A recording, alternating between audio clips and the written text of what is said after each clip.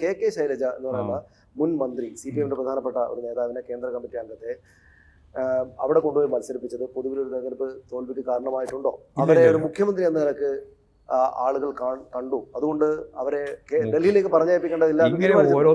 ഓരോരാൾ കാണുന്നതാണ്, അവർ കണ്ടോളാന്ന് മാത്രമേ ഉള്ളൂ.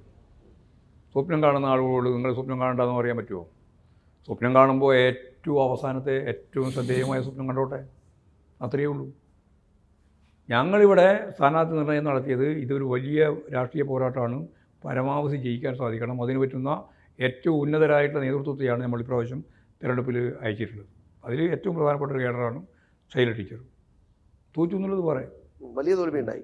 അല്ല, വലിയ തോൽവി ഉണ്ടായതിന് അവിടെയെങ്കിലും ഈ ഒരു കാരണം ഉണ്ടായിട്ടില്ല. ഈ കാരണമൊന്നും ഉണ്ടായിട്ടില്ല. ഇതൊന്നും അല്ല പ്രശ്നം. ഞാൻ ഒന്നുകൂടെ വ്യക്തമായിട്ട് കമന്റ് ചോദിക്കുകയാണ്. അതായത് ഇപ്പോൾ CPM അത്രക്ക് രാഷ്ട്രീയ ജാഗ്രതയും സംഘടനാപരമായിട്ടുള്ള ചട്ടക്കൂടിനകത്ത് നിൽക്കുന്ന ആളുകളല്ലോ ഇടതുപക്ഷത്തിന് വോട്ട് ചെയ്യുന്ന എല്ലാ ആളുകളും. അപ്പോൾ ഒരുപക്ഷെ അവര് ചിന്തിച്ചിട്ടുണ്ടാകില്ലേ? അവരങ്ങനെ ചിന്തിച്ചിട്ടൊന്നുമില്ല. നിങ്ങൾ ചിന്തിക്കുന്നത് അവരെ മേലെ അടിച്ചേൽപ്പിക്കുകയാണ്.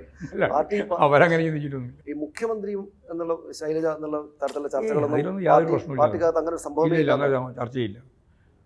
മുഖ്യമന്ത്രി അന്നേരം തീരുമാനിക്കുന്നല്ലാതെ ഏതെങ്കിലും കാലത്ത് മുഖ്യമന്ത്രിയെ തീരുമാനിച്ച് വെച്ചിട്ട് ഏതെങ്കിലും ഇലക്ഷൻ കഴിഞ്ഞിട്ടുണ്ടോ കേരളത്തിൽ കമ്മ്യൂണിസ്റ്റ് പാർട്ടി? അതൊക്കെ സങ്കല്പമാണ്. അങ്ങനെ ചെയ്തതുകൊണ്ട് ഇപ്പോൾ തിരിച്ചടി മറിച്ചിടാൻ പറ്റും. അടുത്ത നിയമസഭാ തെരഞ്ഞെടുപ്പ് ആകുമ്പോഴേക്ക് ഒരാളെ പ്രൊജക്ട് ചെയ്തുകൊണ്ടുണ്ടാവുന്ന ഇല്ല, ഒരാളെ ഞാൻ പ്രൊജക്ട് ചെയ്തില്ല, ഇതേവരെ പ്രൊജക്ട് ചെയ്തില്ല.